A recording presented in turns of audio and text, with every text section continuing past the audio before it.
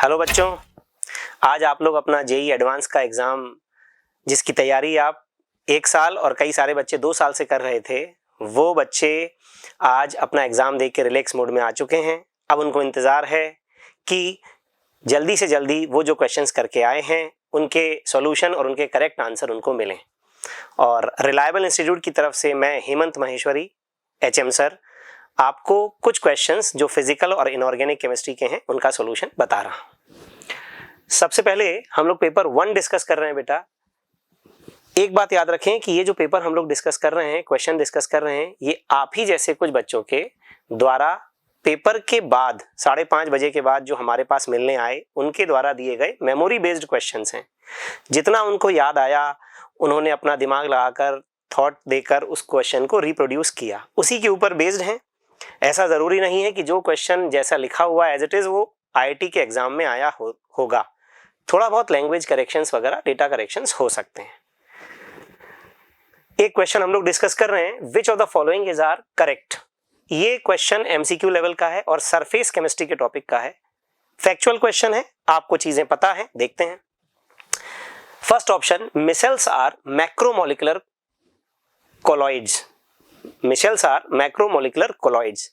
तो कोलॉइड बेटा 3 टाइप के होते हैं, एक होता है मल्टीमोलिकुलर, एक मैक्रोमोलिकुलर और एक होता है एसोसिएटेड कोलॉइड। और आप सभी को पता है कि जो मिसेल्स हैं वो एसोसिएटेड कोलॉइड की कैटेगरी में आते हैं। एक पर्टिकुलर कॉन्सेंट्रेशन से कम होने पर वो ट्रू सॉल्यूशन की तरह बिहेव करते हैं और जैसे ही कॉन्सेंट्रेशन पर्टिकुलर वैल्यू यानी सीएमसी से ज्यादा हो जाती है वो किस में कन्वर्ट हो जाते हैं, मिसेल में।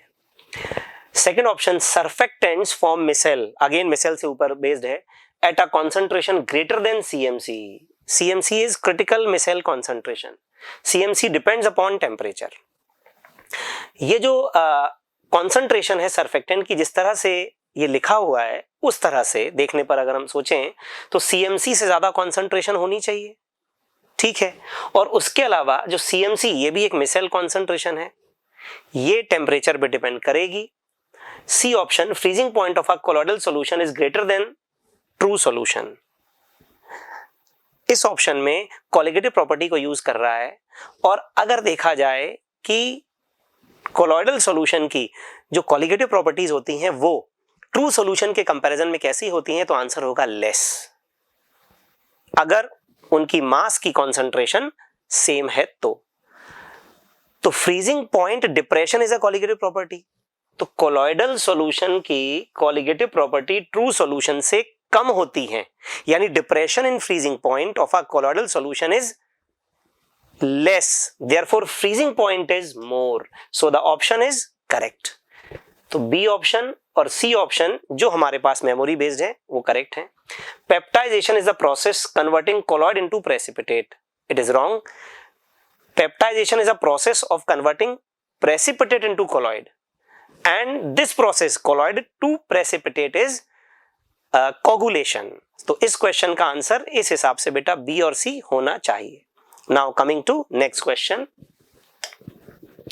ये क्वेश्चन इनऑर्गेनिक केमिस्ट्री पर बेस्ड है, ये भी एमसीक्यू कैटेगरी का ही है। आप देख सकते हैं क्वालिटेटिव एनालिसिस यानी प्रैक्टिकल इनऑर्गेनिक केमिस्ट्री पर बेस्ड क्वेश्चन है। A solution containing 2 metal salt, 2 metal salt हैं, नीचे ऑप्शन में भी बेटा 2 ऑप्शन दिए हुए हैं। 2 मेटल सॉल्ट्स हैं, एक रिएक्शन है डाइल्यूट NaOH रूम टेम्परेचर पर व्हाइट पीपीटी और एक है dilute HCl room temperature white PPT only. तो मेटल सॉल्ट कैन बी, देखिए अब यहां पे आप ऑप्शन मैच करा सकते हैं क्योंकि इंफॉर्मेशन कुछ भी खास नहीं है, जो है वो सिर्फ 2 रिएक्शन दी हुई है। तो अगर मैं AgNO3 और बिस्मथ नाइट्रेट लेता हूं और NaOH का सॉल्यूशन लेता हूं तो AgNO3 Ag2O के साथ NaOH के साथ Ag2O यानी ब्राउन पीपीटी बनाएगा, तो ये व्हाइट पीपीटी वाली बात गलत हो जाएगी। बिस्मथ का जो नाइट्रेट है वो व्हाइट पीपीटी बनाएगा, बट अल्टीमेटली दिखाई तो अपने को क्या देगा, ब्राउन। सेकंड ऑप्शन में लेड और मरकरी, लेड वाला NaOH के साथ लेड नाइट्रेट व्हाइट पीपीटी बना सकता है और मरकरी नाइट्रेट व्हाइट नहीं बनाएगा। Third option, lead nitrate bismuth nitrate, lead nitrate NaOH के साथ और बिस्मथ नाइट्रेट ये दोनों ही व्हाइट पीपीटी बनाएंगे और डाइल्यूट HCl के साथ lead nitrate white PPT lead chloride बनाएगा। Then last option lead nitrate and zinc nitrate, तो लेड नाइट्रेट NaOH के साथ लेड हाइड्रोक्साइड का व्हाइट प्रेसिपिटेट और HCl के साथ भी व्हाइट पीपीटी बनाएगा। तो इसके जो आंसर्स होंगे वो होंगे सी और D option. Now coming to next question जो कोऑर्डिनेशन कंपाउंड का है और न्यूमेरिकल आंसर की कैटेगरी में है। एक कॉम्प्लेक्स दिया हुआ है बेटा PTNS3 होल 4 Cl2Br2, इसके टोटल नंबर ऑफ आइसोमर्स पूछे हैं, देखते हैं।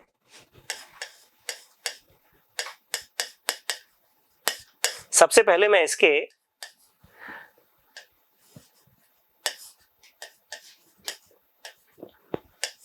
स्ट्रक्चरल आइसोमर्स बनाऊंगा और इसको देख के लग रहा है कि स्ट्रक्चरल आइसोमर्स इसमें सिर्फ और सिर्फ आयोनाइजेशन आइसोमर्स हो सकते हैं।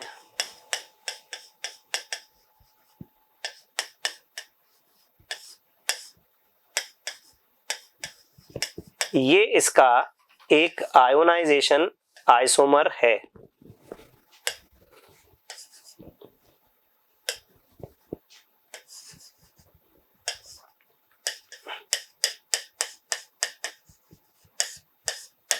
और ये इसका एक और आयोनाइजेशन आइसोमर है। तो इस तरह से इसके 3 आइसोमर्स बनेंगे आयोनाइजेशन के। ये तीनों ही GI शो करते हैं, GI यानी ज्योमेट्रिकल आइसोमरिज्म। इसके 2 GI, इसके भी 2 GI और इसके भी 2 GI, MA4B2 type, MA4B2 type और MA4BC टाइप। ये तीनों ही ज्योमेट्रिकल आइसोमरिज्म शो करेंगे। तो इस क्वेश्चन का जो आंसर आएगा वो आएगा 6, टोटल आंसर 6।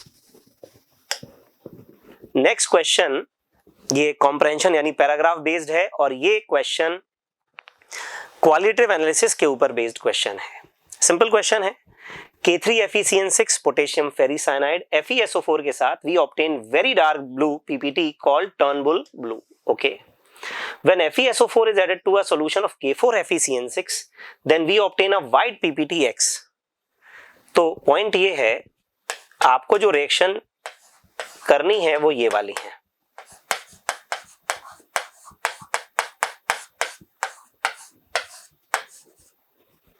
इन दोनों के बीच रिएक्शन और इस रिएक्शन से in absence of air K2Fe FeCN6 white PPT बन जाता है। This is here called as X. When FeSO4 solution is added to FeSO4, कोई मेटल का नाइट्रेट है,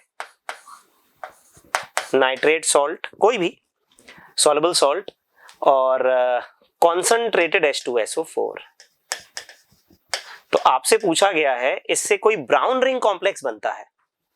ये 2 रिएक्शन है। तो ये जो क्वेश्चन हमारे सामने है, molecular formula of X is, X का मॉलिक्यूलर फॉर्मूला पूछा है और वो आपको पता चल रहा है कि वो क्या है, A। और यहां से बनने वाला जो कॉम्प्लेक्स है Y, which is brown ring complex, जो हम नेक्स्ट क्वेश्चन में देखेंगे, ब्राउन रिंग कॉम्प्लेक्स, उसका फॉर्मूला पूछा है और ब्राउन रिंग कॉम्प्लेक्स का फॉर्मूला FeH2O5NO, FeH2O5NO +2+। और आप सभी को पता है कि ये दोनों ही रिएक्शंस बहुत इंपॉर्टेंट कैटेगरी में आती हैं, आपको इंपॉर्टेंट रिएक्शंस में ये करवाई जाती हैं। तो इजीली सब बच्चे इसको कराए होंगे। नेक्स्ट क्वेश्चन पे आता हूं। ये जो क्वेश्चन है ये सॉल्यूशन एंड कॉलिगेटिव प्रॉपर्टी के चैप्टर के ऊपर बेस्ड है, पैराग्राफ टाइप है। 2 क्वेश्चन होंगे। A solution A contains 0.5 mol AgNO3 and to this solution equal volume of barium chloride is added to form solution B. Consider complete dissociation of AgNO3 and density of solution same as density of water. Boiling point of solution A. Boiling point elevation delta TB I into KB into M. देखिए molality AgNO3 के solution की 0.1 दी हुई है, KB question का दिया हुआ है I। AgNO3 पूरी तरह से आयनाइज होगा, Ag प्लस और नाइट्रेट बनाएगा, तो इसका I फैक्टर होगा बेटा 2। So it is 2.5 into 0.1, that will be 0.1. तो फर्स्ट क्वेश्चन में पूछा है boiling point of solution A. Pure water का बॉइलिंग पॉइंट आपको पता है 100 degree Celsius normal boiling point होता है, तो बॉइलिंग पॉइंट ऑफ सॉल्यूशन ए होगा 100 plus 0.1 which is 100.1 degree Celsius. इसी क्वेश्चन में अब ये कह रहा है कि इक्वल वॉल्यूम 0.1 मोलर BaCl2 आप मिलाते हैं, मिलाएं। देखिए नेक्स्ट क्वेश्चन यही है,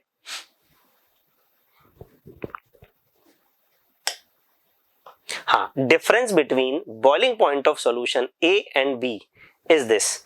तो आपको क्या करना है, जो फर्स्ट सॉल्यूशन था उसका बॉइलिंग पॉइंट आपने निकाल लिया A, अब B और बनाना है, तो B को बनाते हैं। देखिए AgNO3, ये सॉल्यूशन में जब बेरियम क्लोराइड मिलाया जाएगा तो यहां पे भी एक रिएक्शन यूज हो रही है क्वालिटेटिव एनालिसिस की, और वो रिएक्शन बहुत ही सिंपल है जिसमें AgCl का प्रेसिपिटेट बनता है। क्या कलर होता है उसका? व्हाइट।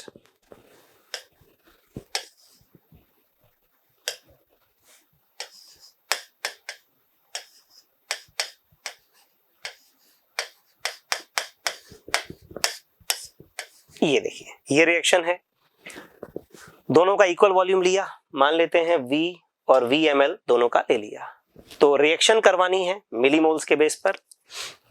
0.1V 0.1V दोनों की कॉन्सेंट्रेशन दी हुई है। अब आप यहां देख सकते हैं कि लिमिटिंग रिएजेंट, क्योंकि AgNO3 के और बेरियम क्लोराइड के जो मोल्स हैं वो 2:1 में यूज होने चाहिए और वो इक्वल हैं गिवन, और इसीलिए ये लिमिटिंग रिएजेंट होगा। ये जब रिएक्शन करेगा तो बेरियम नाइट्रेट 0.05V बन जाएगा और ये 0.05V बचेगा। तो सॉल्यूशन में हमारे पास AgCl देखो सॉलिड बन चुका है, this will not be the part of solution for calculation of boiling point. Boiling point calculation के लिए आपको सॉल्यूशन कंसीडर करना है और उसमें जो टोटल कॉन्सेंट्रेशन आएगी, टोटल मोलैलिटी टाइप आएगी, वो ये आएगी कि 0.05V, लेकिन ये आयनाइज फॉर्म में होगा, बेरियम आयन और क्लोराइड आयन, इसका खुद का फैक्टर आयनाइजेबल फैक्टर लगेगा 3 प्लस 0.05V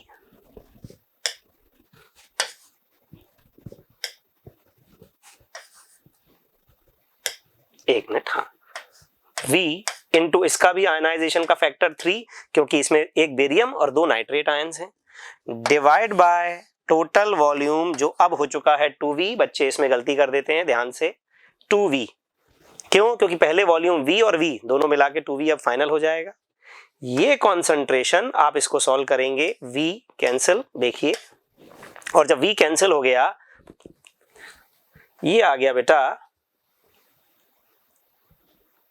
0.15 M। तो पहले कॉन्सेंट्रेशन 0.1 थी, अब 0.15 M हो चुकी है। ये टोटल कॉन्सेंट्रेशन है और अब आप इसी से डेल्टा TB नया वाला निकालेंगे, तो KB into 0.15 which is equal to 0.075। तो नया बॉइलिंग पॉइंट बेटा क्या आएगा? New boiling point TB 100.075। इन दोनों के डिफरेंस पर अगर हम बात करें तो ये डिफरेंस आएगा 0.025, जिसको हमें x इंटू 10⁻⁻² के फैक्टर में लिखना है और x की वैल्यू बतानी है, तो x की वैल्यू बेटा 2.5 आएगी। यहां पे हमने आंसर 0.025 दे दिया है, आंसर करेक्ट होगा, ये गलत है, करेक्ट आंसर 2.5 हो जाएगा। तो ये कॉम्प्रेंशन बेस्ड क्वेश्चन था, बढ़िया क्वेश्चन की कैटेगरी में है ये। नेक्स्ट थर्मोडायनेमिक्स का एक क्वेश्चन है, ये भी एक अच्छा क्वेश्चन है। एक ग्राफ दिया है बेटा U/R, U is obviously internal energy, U/R R universal gas constant, S entropy.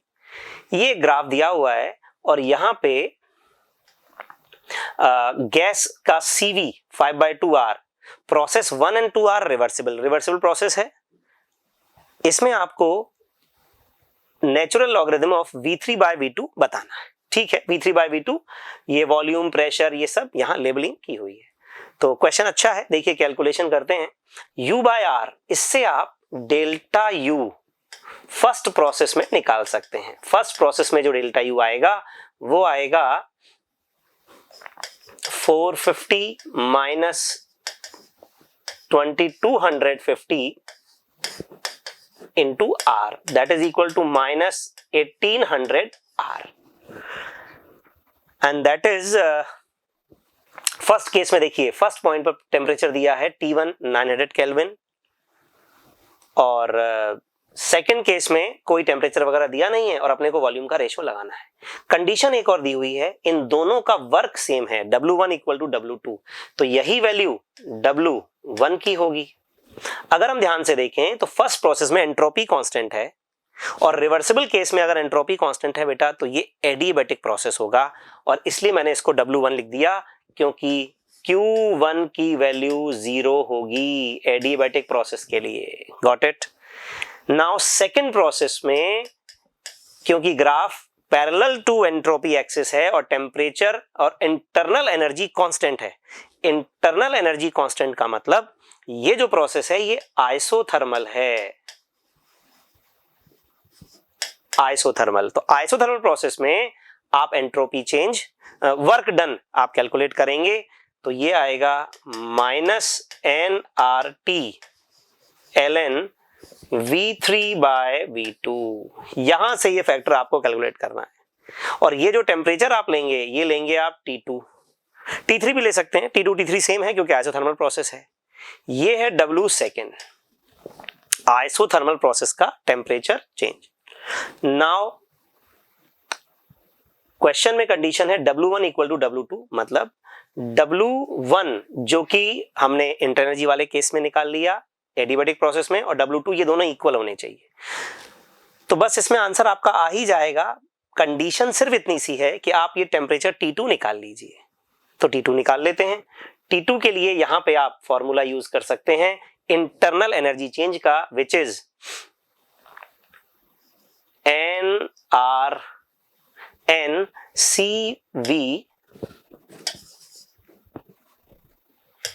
क्योंकि ये CV दिया हुआ है तो this is CV delta T। CV की वैल्यू 5/2R और डेल्टा T की वैल्यू, डेल्टा T हम निकाल लेंगे।